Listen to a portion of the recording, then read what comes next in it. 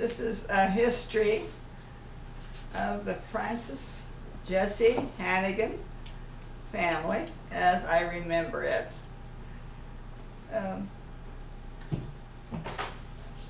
My father always went by Frank. He was born in Des Moines, Iowa. I forget his name. Anyhow, his family moved from Des Moines to Canada to homestead, because in those days they advertised that if you just went there and took a plot of land and built it up, you could have it free. So my dad and his sister and his brother all went along, and as he grew up, he met my mother. She was a waitress in Lethbridge, Canada, and they were married in 1912. And what was Grandma's name? Anna? Anna Marie Ost. Anna Marie Ost. What was Oh, I'm sorry. I didn't think anyone was there. I'm so sorry. what was Grandpa's sister? Is that Grandpa's sister's name was Edith? No. no. Grace. No.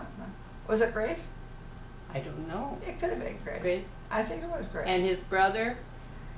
His brother was, let's see now. He was born let's see, his brother was Well, you'll think of Jack, it. I think. Jack? Okay. Jack, I think it was. Okay. Okay. Anyhow, because we really didn't know them, we separated, and well, from there on, we moved. While in Canada, Alberta, Canada, they had one son, Victor James, in 1913. And then it was necessary that they move back to the United States again and into Montana, in Fort Benton, Montana. And in Fort Benton, excuse me, he worked in the mines. And, sorry. And during that time,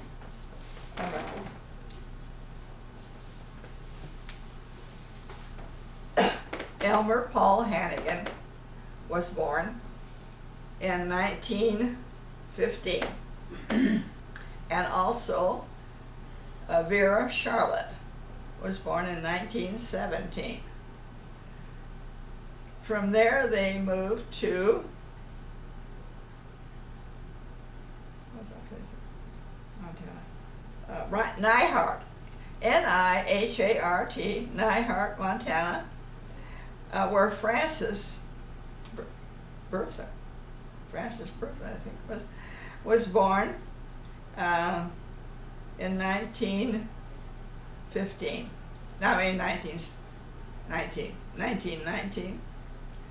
And then they moved to Basin, Montana, B-A-S-A-I-N, where Arlene Jessie was born 3 years later. That would make her 21? Yeah. We lived there till I was 6+ years. And one winter, my dad was very badly injured removing wire from a telephone pole.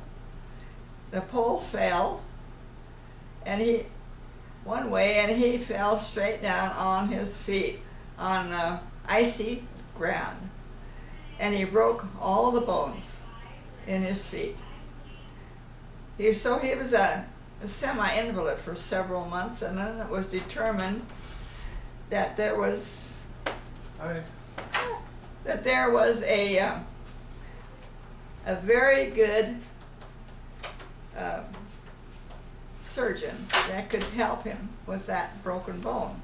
So he went to see him in Seattle, and the surgeon just said, the only thing to do is to re-break every bone in his feet and reset them again.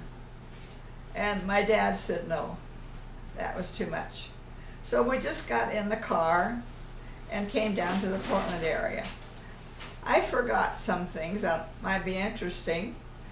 When we were there in Montana and getting ready to go to Washington, we got a very heavy duty big car with huge sideboards, so you could put lots of things on the side of the car, and we were packed to the gills with our parents and the children.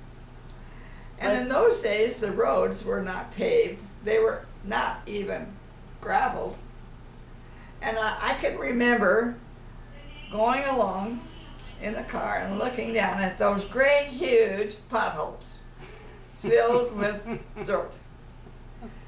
Anyhow, on the way out, we stopped at my dad's aunt in Idaho, and then we proceeded to Oregon and landed in Portland. Well, in Portland, what did my dad do? Well, he thought he was a mechanic. So he bought this little garage in East Portland, and we were there living when our youngest brother, James Robert, was born in, he was 3 years old, and he'd be 8 years. I was 27, yeah. So that was in 1927. Well, that business did not do well. So he had an opportunity to trade that business for a chicken ranch outside of Tualatin, Oregon. So we traded and went out there, and we had the three of us going to the grade school, and it was quite a distance. And one of the strange things about that I thought was kind of funny was elastic in those days did not do well. And you know, pants for children, it was worn out. So it kept falling on me all the time. Was that your bloomers? Bloomers. Anyhow, here's the two boys. I'm lagging because I had to keep Pulling up your bloomer? And I can remember saying, Vera, will you hurry up? We'll never make it. Pull up your pants and come on. So one day I was at the board writing on them, and all the kids were tittering. This was a one-room schoolhouse. And I looked down, and here were my pants around my ankles. Now, was this in Tonquin? Was it In the Tonquin area. Yeah. Going right straight down that road as you turn off toward Tonquin, and before you make a turn there, where I think, I can't even remember those people's name, but it was not too far from there. Yeah. And I was going to tell you, one time we came out to visit, and there was an old woman, and we thought she was a witch, that she lived in an old house all around there. So we were waiting for our parents out in the car, and they were in talking to the people who had bought the place. So everything was quiet, and she came, and we didn't even see her, and she came around the side of the door of the car and said hello, and we just about jumped through the roof. You thought the witch got you, huh? Yeah. Anyhow, everything went okay until we lost that place too. Well, where to live? We had no money and no home. So happened was some of the neighbors that we knew further down on the road to Wilsonville told us about this place that was vacant. And they knew the people that owned it, and they would get hold of them and see if they would just let us live there. So they said yes, we could move there. And so when we moved there, we noticed that they had some apple trees that were already had dropped their apples. But anyhow, my mother felt that we had to get some money, so she got buckets, and we all picked up the best of the apples and put them in the buckets, and my dad would drive us all into Portland, and we'd go house to house selling those apples. But he was very embarrassed by all of it. When my mother would go in the house, he would duck down behind the steering wheel. He wasn't to be shown. Well, anyhow, we lived there until there was a place for us to move down to Tualatin. And so we moved to a house that we rented in Tualatin. And my dad got a job with the newspaper, delivering it all around the upper part of Portland on the west side.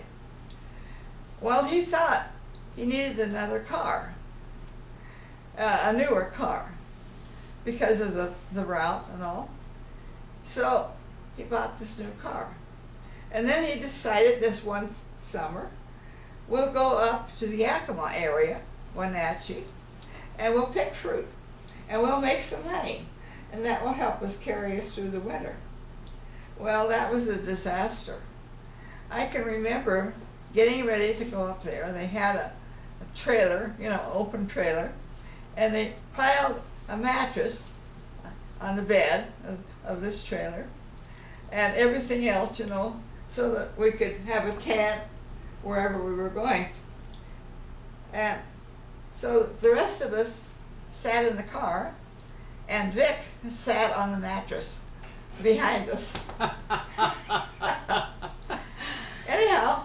This was about 1930 then, was it? I was 10, not quite 11. Okay. Yeah, that was it. And so we got several places that they would go and pick fruit. And my dad usually worked along with them too. Elmer was not quite old enough, but he went out. But Vic was the main one to help. And they would go out early in the morning and leave me and Arlene and Jimmy, and I took care of them. Here, I wasn't quite 11 years of age. Yeah. We had a tent, and we had the only stove that we had was open in some. It wasn't complete in some places. So about the time they would come home, my mother would tell me what to do to get things going. So this one night, I started up the fire and everything, and I was standing there by the stove without realizing, and looked down, and my dress was on fire. Oh, no. And there was a full pail of water. I turned to Frances, I said, throw the water on me. So she did and put it out all right. Oh, wow. And the neighbors heard us, and they came out to see what was going on. Oh. So anyhow, I thought about rolling also. Yeah. It wasn't a very nice park. It was all just Dust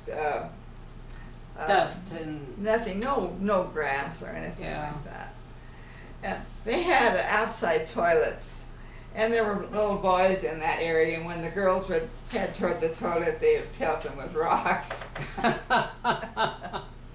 Anyhow, we went through that pretty well, and then later on, we went to the hop yards, and that's where we lost Jimmy. Jimmy. Yeah. Everybody got sick with that terrible diarrhea.